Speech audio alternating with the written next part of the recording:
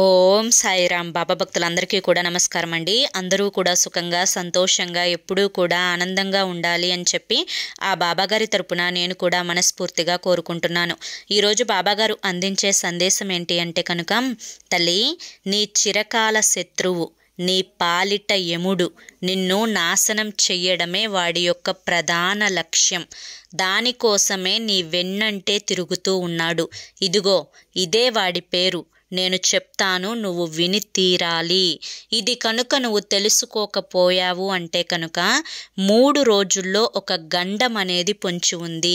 కాబట్టి నువ్వు తప్పకుండా తెలుసుకొని తీరాలమ్మా అని చెప్పి ఏదో తెలియని సందేశంతో బాబాగారు ఈరోజు మన ముందుకు వచ్చారండి. మరి బాబాగారు ఏం చెప్పినా కూడా అది మన మంచి కోసమే, మన భవిష్యత్తు కోసమే అని చెప్పి మనందరికీ కూడా తెలిసిన విషయమే కదా. మరి వీడియోలోకి వెళ్లే ముందు వీడియోకి ఒక లైక్ ఇచ్చి హైప్ ఇవ్వండి. వినే ముందు చాలా మంది కూడా చెప్పుకోలేనటువంటి సమస్యలతోటి సతమతమైపోతూ వాటిని ఎలా తీర్చుకోవాలో తెలియక ఇబ్బంది పడిపోతూ ఉంటున్నారు. అటువంటి వారి కోసం శ్రీ షిరిడి సాయిబాబా ఆశీస్సులతో జ్యోతిష్యం చెప్పబడును గురూజీ శివరామరాజు గారు. Phone number 9959422552. మీరు ఇప్పటి వరకు ఎన్నో చోట్ల జ్యోతిష్యం చెప్పించుకొని మీరు ఆశించిన మార్పులు మీ జీవితాలలో జరగలేదని చెప్పి బాధపడి ఉంటారు. కానీ ఇక్కడ అస్సలు అలా జరగదండి. మీ సమస్యలు ఏవైతే ఉన్నాయో, ప్రేమ, పెళ్లి, ఉద్యోగం, రాజకీయం, సంతానం లేక ఇబ్బంది పడుతున్నా, భార్యాభర్తల మధ్య గొడవలున్నా, అప్పుల సమస్యలున్నా, శత్రువుల సమస్యలున్నా, అవేంటో మీరు గురువుగారికి వివరించి చెప్పినట్లయితే వాటికి తగిన పూజలు చేసి గురువుగారు మీకు రోజులలోనే పరిష్కారాన్ని చూపిస్తారు. గురువుగారు చెప్పింది చెప్పినట్లు 100కు 1000% జరుగుతుంది. నమ్మకంతో స్క్రీన్ మీద కనిపిస్తున్న నెంబర్కి అయితే కాంటాక్ట్ అవ్వండి. అంతేకాకుండా భార్యాభర్తల మధ్య వశీకరణ, స్త్రీ మరియు పురుషుల మధ్య వశీకరణ కూడా 100% జరపబడును. మాకున్నటువంటి ఎన్నో రకాలైన సమస్యలు కూడా గురువుగారు చేసిన పూజల వల్ల అవన్నీ తీరి ఈ రోజున మేము ఆనందంగా జీవితంలో ముందడుగు వేస్తున్నాము. అలాగే మీ జీవితాల్లో కూడా సంతోషాలు రావాలి అన్నా, ఆనందాలు జరగాలి అన్నా కానీ ఈ నెంబర్కి అయితే వెంటనే కాంటాక్ట్ అవ్వండి. మీకున్న సమస్యల నుంచి బయటపడి ఆనందంగా ఉండండి. ఇక ఆలస్యం చేయకుండా మనం బాబాగారి యొక్క సందేశం ఏంటో తెలుసుకుందాం. తల్లి, నీ యొక్క చిరకాల శత్రువు, నీ యొక్క నీ పాలిట ఒక యముడులాగా నీ వెన్నంటే ఉండి నీ యొక్క పతనాన్ని, నీ యొక్క ఎదుగుదలని తొక్కాలి అని చెప్పి, నీకు మనశ్శాంతి లేకుండా చేయాలి అని చెప్పి, నీ యొక్క ఆరోగ్యాన్ని దెబ్బతీయాలి అని చెప్పి, నిన్ను నలుగురిలో అవమానపరచాలి అని చెప్పి, నీకు నిద్ర పట్టకుండా చేయాలి అని చెప్పి, నువ్వు ఎందుకు పనికి రాని వాడిలాగా ప్రతి దాంట్లో కూడా నీ పనులన్నింటికీ కూడా ఆటంకాలను కలిగిస్తూ ఈ రోజున ఇంత దరిద్రపు జీవితాన్ని అనుభవిస్తున్నావు అంటే కనుక ఆ శత్రువు నీ వెన్నంటే ఉంటున్నాడు కాబట్టి. ఇంతకీ అంత ప్రమాదాన్ని పొంచి ఉన్న ఆ శత్రుత్వం ఏంటి బాబా? అసలు ఇదంతా ఆ శత్రువు ఎందుకు చేస్తున్నారు? ఎవరు ఆ శత్రువు అని చెప్పి నన్ను ప్రశ్నించావు అంటే కనుక నేను నీకు చెప్పే సమాధానం ఏంటి అంటే కనుక, తల్లి, నీ యొక్క ప్రధాన శత్రువు, నీ యొక్క నీ పాలిట ఒక యముడు, నీ యొక్క పతనాన్ని కోరుకునే వ్యక్తి, ఆ వ్యక్తి ఎవరో కాదు, నీ యొక్క మనసే. అదేంటి బాబా మనస్సు అని చెప్పి చెప్తున్నారు? నేను ఇంకా ఎవరో పేరు చెప్తారేమో అని చెప్పి ఎదురు చూస్తూ ఉన్నాను అని చెప్పి అనుకుంటున్నావు కదా. ఈ మాట ఎందుకు చెప్పాను అనేది నువ్వు సందేశాన్ని చివరి వరకు చూస్తేనే అర్థమవుతుంది. ఒక వ్యక్తి మన ఎదుట నుంచొని నువ్వు ఈ పని చెయ్యి అని చెప్పి చెప్పాడే అనుకో, అలా చెప్పినప్పుడు నీకు ఆ పని ఇష్టమైతే చేస్తావు, లేదంటే లేదు. కానీ నీ మనసు చేయమని చెప్పి చెప్పింది అనుకో, నీ మనసును ఎదిరించగలిగే శక్తి నీలో ఉందా? అది ఉంటే నువ్వు చాలా చాలా గొప్పదానివే, లేదా చాలా గొప్పవాడివే. ఎందుకు ఇలా చెప్తున్నాను అంటే కనుక, మనలో ఉండే ఆ యొక్క మనసు ఏదైతే ఉంటుందో దాని యొక్క కంట్రోల్లోకి మనం వెళ్ళిపోయాము అంటే మనల్ని చాలా చాలా చిత్రహింసలకు, నరక యాతనకు గురి చేస్తూ ఉంటుంది. అదే మన చెప్పినట్లు ఆ మనసు కనుక వినేటట్లుగా మనం చేసుకున్నాము అంటే కనుక మన జీవితం అనేది ఒక పండుగలాగా నిలబడుతుంది. ఏం మాట్లాడుతున్నారు బాబా, నాకు అర్థం కావడం లేదు అని చెప్పి అనుకుంటున్నావా? అయితే నీకు ఒక ఉదాహరణ చెప్తాను, జాగ్రత్తగా విను. ఒక ఇంట్లో 2 కమల పిల్లలు ఉన్నారు, రాము, సోము. ఇద్దరూ కూడా ఒకే రోజు పుట్టారనమాట. ఇద్దరూ చాలా తెలివైన వారు. ఇద్దరికి కూడా ఒక 16 సంవత్సరాలు వచ్చాయి. ఇద్దరూ 10వ తరగతి చదువుతూ ఉన్నారు. అయితే రాము చాలా బుద్ధిమంతుడు, ఒక క్రమశిక్షణ అయిన జీవన శైలి కలిగిన వాడు. అంటే పొద్దున్నే నిద్రలెగవటం, చక్కగా బ్రష్ చేయడం, కాసేపు చదువుకోవడం, మంచిగా స్కూల్కి రెడీ అయి వెళ్ళడం, టైంకి అటెండెన్స్ వేయించుకోవడం, క్లాసులో చెప్పిన పాఠాలు ఏ రోజువి ఆ రోజు చదువుకుంటూ తన యొక్క చదువుని మంచిగా ముందుకు నెట్టుకుంటూ వెళ్తున్నాడు. ఈ సోము అలా కాదు. నేను ఈ ఒక్కరోజు ఫోన్ చూసుకుంటాను, నా ఫ్రెండ్స్తో ఆటలాడుకుంటాను, రేపటి నుంచి చదువుకుంటాను అని చెప్పి అంటాడు. సరే, రేపటి నుంచి పోనీ చదువుతాడా అంటే రేపు కూడా ఫోన్ చూసుకొని ఎల్లుండి నుంచి చదువుతాలే అని చెప్పి అనుకుంటాడు. అంటే ఇక్కడ రాము తన మనసుని కంట్రోల్లో ఉంచుకున్నాడు కాబట్టి తను అన్ని క్రమశిక్షణగా చేసుకోగలుగుతున్నాడు. కానీ సోము మనసుకి బానిసైపోయాడు. అంటే ఆ మనసు అనేది ఎప్పుడూ కూడా సుఖాన్నే కోరుకుంటుంది, కష్టాన్ని ఇష్టపడదు. ఆ మనసు సోమరితనాన్ని కోరుకుంటుంది. తనకి కష్టమైన చదువుని కానీ, తనకి కష్టమైన పనిని కానీ, లేదా తనకి కష్టమైన మాటల్ని కానీ ఏది మాట్లాడదు. ఒక తిరుగుబోతు అలవాట్లను నేర్పిస్తూ ఉంటుందన్నమాట. కాబట్టి ఎప్పుడూ కూడా మనసు చెప్పిన మాట వినకూడదు. చివరికి 10వ తరగతిలో రాము ఏమో ఫస్ట్ క్లాస్లో పాస్ అవుతాడు, సోమునేమో ఫెయిల్ అయిపోతాడు. ఇక్కడ రాము యొక్క తప్పేంటి, సోము యొక్క తప్పేంటి? ఇక్కడ తప్పు సోముదా, సోము యొక్క మనసుదా? తన యొక్క మనసుదే కదా. అలాగే నువ్వు కూడా ఏదన్నా ఒక పని చేస్తున్నప్పుడు ఈ పని ఈరోజు చెయ్యను, రేపటి నుంచి చేస్తాను, రేపటి నుంచి అయితే చక్కగా మొదలు పెడతాను అని చెప్పి అనుకుంటావు. రేపొద్దున మళ్ళీ మామూలే. ఉదాహరణకి మద్యం తాగే వ్యక్తిని చూసినట్లయితే అతని దగ్గరికి వెళ్ళి నువ్వెందుకు మద్యం తాగుతున్నావు అని చెప్పి అడిగితే ఏదో అలవాటైపోయింది, ఇది నాకు మంచిది కాదు అని చెప్పి తెలుసు, నేను రేపటి నుంచి మానేస్తాను అని చెప్పి దేవుడి మీద ఒట్లు ప్రమాణాలు కూడా వేస్తాడనమాట. కానీ మళ్ళీ ఆ యొక్క మనసుని కంట్రోల్ చేసుకోలేక మద్యం తాగడాన్ని మాత్రం మానుకోడు. ఇక్కడ తప్పెవరిది?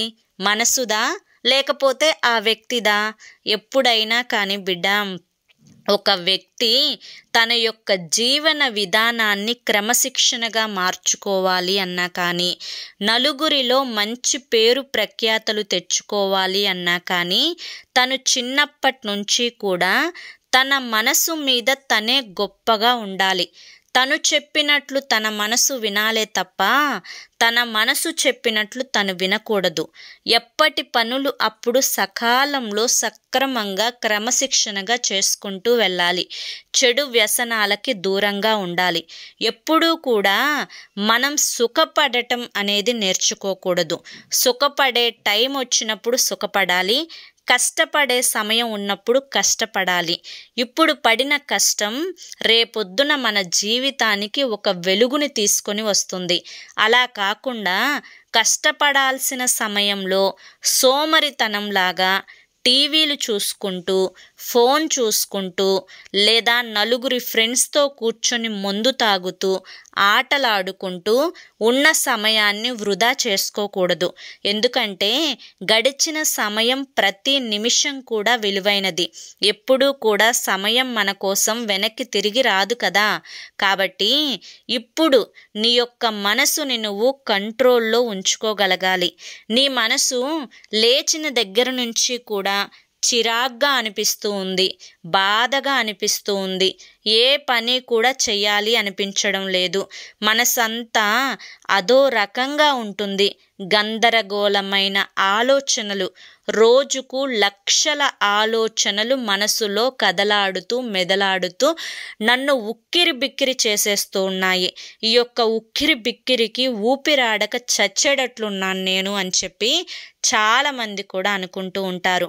ఇంత ఆలోచనలు ఎందుకు వస్తున్నాయి? ఇంత ఉక్కిరి బిక్కిరి అయ్యే విధంగా నీ మనసుని నువ్వెందుకు తయారు చేసుకున్నావు అని చెప్పి ప్రశ్నిస్తే దానికి సమాధానమే ఉండదు. ఎందుకు అంటే కనుక నీ యొక్క మనసు నిన్ను కంట్రోల్లో తప్పించేసింది. కాబట్టి ఆ యొక్క కంట్రోల్ తప్పిన మనసుని మళ్ళీ లైన్లో పెట్టుకొని క్రమశిక్షణ వైపుగా దాన్ని అలవాటు చేయాలి. రేపు ఉదయాన్నే 5 గంటలకే నిద్ర లేచి నేను చదువుకోవాలి, లేదా పనికి వెళ్ళాలి, లేదా ఇంట్లో పూజ చేసుకోవాలి అని చెప్పి ఒక నిర్ణయం తీసుకున్నప్పుడు మొదటి రోజు నీకు కష్టంగా అనిపించవచ్చు, కానీ 2వ రోజు 3వ రోజు అది అలవాటుగా మారుతుంది. అలాగే మనస్సుకు ఏది కూడా తెలియదు, మనం దానికి అలవాటు చేసేదాన్ని పట్టే అది నడుచుకుంటుంది. ఈరోజు దానికి నువ్వు సుఖాన్ని, సంతోషాన్ని, కష్టం లేని జీవితాన్ని అలవాటు చేశావు అంటే కనుక నీ మనసు మళ్ళీ మళ్ళీ అదే కావాలి కావాలి అని చెప్పి కోరుకుంటుంది. కాబట్టి ఎప్పుడు ఎక్కడ దాన్ని కంట్రోల్లో పెట్టాలో, ఎలా దాన్ని కంట్రోల్లో పెట్టాలో నీకు తెలిసి తీరాలి. ఆ యొక్క మనసు రిమోట్ అనేది ఎప్పుడూ నీ చేతుల్లోనే ఉండాలి. ఒక లైన్ నువ్వు గీసుకోవాలి. ఆ లైన్ని దాటి నువ్వు బయటకు వెళ్ళకూడదు, దాన్ని బయటకు వెళ్ళనీయకూడదు. అలా ఉన్నప్పుడే నీ మనసుని నువ్వు కంట్రోల్లో ఉంచుకున్నట్లవుతుంది. నువ్వు సంతోషంగా ఉండాలి అంటే అది నీ చేతుల్లోనే ఉంటుంది. నీ మనసు ఏవేవో గతం జ్ఞాపకాలను నీకు గుర్తు చేస్తూ వాటి యొక్క జ్ఞాపకాలలో నువ్వు మునిగిపోయేలా చేసి నిన్ను ఏడిపించే ప్రయత్నం చేసినట్లయితే వెంటనే నువ్వు నాకు ఆలోచనలు తెప్పించొద్దు అని చెప్పి వేరే సంతోషకరమైన వార్తలు నువ్వు వెతుక్కోవాలి. అలా చిన్న చిన్నగా నిన్ను బాధ పెట్టే వాటన్నింటినీ కూడా నువ్వు అవాయిడ్ చేసుకుంటూ రావాలి.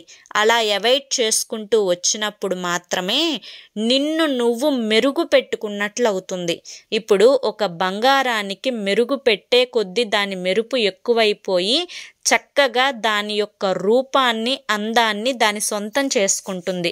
అలాగే బంగారం కంటే నీకు వచ్చిన ఈ మానవ జన్మ తక్కువైనదేదీ కాదు.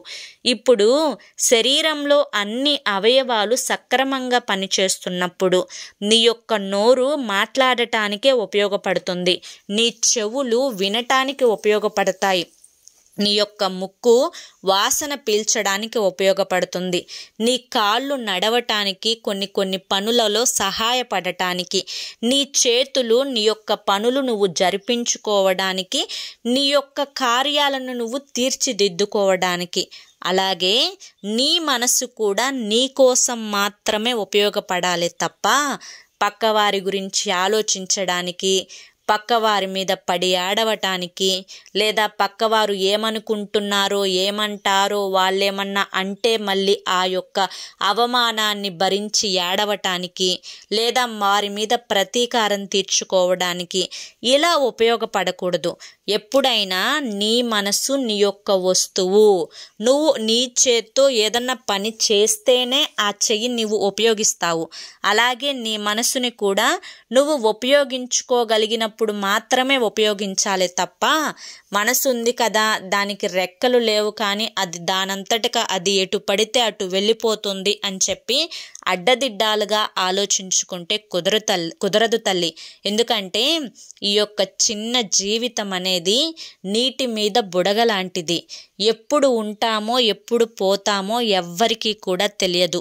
ఉన్నన్ని రోజులు కూడా నిన్ను నువ్వు కంట్రోల్లో ఉంచుకోకుండా లేనిపోని చెడు వ్యసనాలకు బానిసలవ్వడం, లేనిపోని దరిద్రపు పనులు చేసుకుంటూ వెళ్ళడం, లేదా నీ మనస్సుని ఒక చీకటి గదిలో బంధించినట్లుగా నిన్ను నువ్వు నష్టపెట్టుకోవడం, నిన్ను నువ్వు ఏడిపించుకోవడం, నిన్ను నువ్వు ఆ యొక్క హాని కత్తితో పొడవకుండానే కత్తితో పొడిచినంత ఇదిగా బాధపడుతూ ఉండడం, ఇలా నీ మనసుకి అలవాటు చేసుకుంటూ పోయావు అంటే కనుక అది ఎప్పుడూ కూడా నెగిటివిటీనే కోరుకుంటూ ఉంటుంది, ఏడుపునే కోరుకుంటూ ఉంటుంది, ఎప్పుడూ కూడా అతి ఆలోచననే కోరుకుంటూ ఉంటుంది. ఇప్పటి నుంచైనా కానీ నీ యొక్క మనసుని నువ్వు చెప్పినట్లుగా వినేలా చేసుకో, సంతోషంగా ఉండేలా చూసుకో, ఆనందంగా ఉండేలా చూసుకో, ఆనందం కోసం వెతికే ప్రయత్నం చెయ్యి. అందరికీ ఉన్న బాధలే నీకు కూడా ఉన్నాయి. అందరూ ఏ విషయాల్లో అయితే బాధపడుతున్నారో ఆ విషయాల గురించి నువ్వు కూడా బాధపడవలసి వచ్చింది. ఒక్కొక్క మనిషికి ఒక్కొక్క బాధ ఉంటుంది. అలా అని చెప్పి ఆ వ్యక్తి చాలా చాలా కుంగిపోతున్నాడు కదా, నేను కూడా బాధపడిపోవాలి అని రూలేమీ లేదు. ఎవరి యొక్క మెంటాలిటీ వాళ్ళది. కొంతమంది ఎంత కష్టంలో ఉన్నా కూడా నవ్వుతూ సంతోషంగా తన కష్టాన్ని జయిస్తాడు. ఇంకొక వ్యక్తి అయ్యో నాకు కష్టం వచ్చింది, అయ్యో నాకు బాధ వచ్చింది అని చెప్పి ఏడ్చి ఏడ్చి ఏడ్చి చిన్నదాన్ని పెద్దగా చేసుకొని బాధపడిపోతాడు. ఏదైనా కూడా నీ మనసు యొక్క ఆలోచన పద్ధతిని బట్టే ఉంటుంది తల్లి.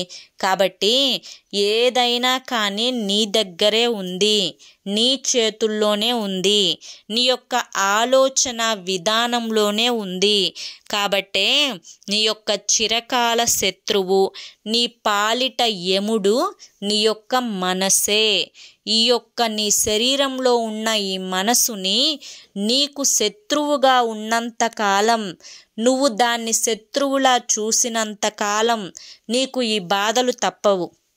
ఎప్పుడైతే ఆ యొక్క మనసుని నీ కంట్రోల్లోకి తెచ్చుకొని దాన్ని నువ్వు నీకు తగిన విధంగా మార్చుకొని సంతోషంగా ఉండే ప్రయత్నం చేస్తావో అప్పుడు నీ జీవితంలో నువ్వు పడుతున్న సగం దరిద్రాలు అనేవి వదిలిపోతాయి. నీ జీవితంలో నీ యొక్క ఏడుపులు, బాధలు, కష్టాలు అన్నీ కూడా తీరిపోయి ధైర్యం నింపుకునే ప్రయత్నం చేస్తే ఎంత పెద్ద కష్టం వచ్చినా కూడా నీకు అది పెద్దదిలాగా కనిపించదు, చాలా చిన్నదిలాగానే కనిపిస్తుందన్నమాట. కాబట్టి నీ వెన్నంటే నీ నీడలా తిరుగుతున్న ఈ యొక్క మనసుని ఈ రోజు నుంచి సరిగ్గా 3 రోజుల్లో మార్చుకునే ప్రయత్నం అయితే చేయి. అలా మార్చుకోవడం కోసం నీ యొక్క ఉదయాన్ని చాలా ఫ్రెష్గా స్టార్ట్ చేయాలి. చక్కగా సూర్యోదయానికి ముందే నిద్రలేచి మంచిగా నీ పనులన్నీ కూడా చూసుకొని ఒక అర్ధగంట సేపు ధ్యానం చేసుకొని నీ యొక్క మనస్సుని నీ కంట్రోల్లోకి తెచ్చుకొని అతి ఆలోచనల నుంచి బయటపడే ప్రయత్నం చెయ్యి. ఇలా వరుసనే 3 రోజులు చేశావు అంటే కనుక 4వ రోజు నుంచి కూడా ఇదే అలవాటైపోతుంది. ఈ యొక్క అలవాటు నీ యొక్క జీవితంలో ఎన్నో గొప్ప మార్పులను తీసుకొని వస్తుంది. నువ్వు సాధించలేని కార్యాలను కూడా సాధించేలా చేస్తుంది. నీలో ఒక పట్టుదల, ఒక పౌరుషం, నేను మంచిగా ఎదగాలి, నేను చేస్తున్న పనులలో సక్సెస్ని సాధించాలి, నాకంటూ ఒక పేరును తెచ్చుకోవాలి, ఒక గుర్తింపును తెచ్చుకోవాలి, నేను అంటే ఏంటో చూపిస్తా అనే ఒక ఇది అనేది నీకు కలుగుతుందన్నమాట. కాబట్టి ఇప్పటి వరకు ఏవైతే పిచ్చి పిచ్చి ఆలోచనలు నిన్ను కృంగతీశాయో వాటన్నింటినీ కూడా రేపటి నుంచి పూర్తిగా డిలీట్ చేసేసి కొత్త ఆలోచనలను ఇన్స్టాల్ చేసుకొని జీవితమంతా కూడా ప్రశాంతంగా ఉండే ప్రయత్నం చెయ్యి. ఇప్పుడు అర్థమైంది కదా తల్లి, నీ యొక్క చిరకాల శత్రువు ఎవరు, నీ యొక్క పాలిట యముడు ఎవరు అని చెప్పి. అది నిన్ను సంతోషంగా ఉంచగలదు, నిన్ను పూర్తిగా అధపాతాళానికి తొక్కగలదు. కాబట్టి ఏదైనా కూడా నీ చేతుల్లోనే ఉంది, నీ మనసులోనే ఉంది.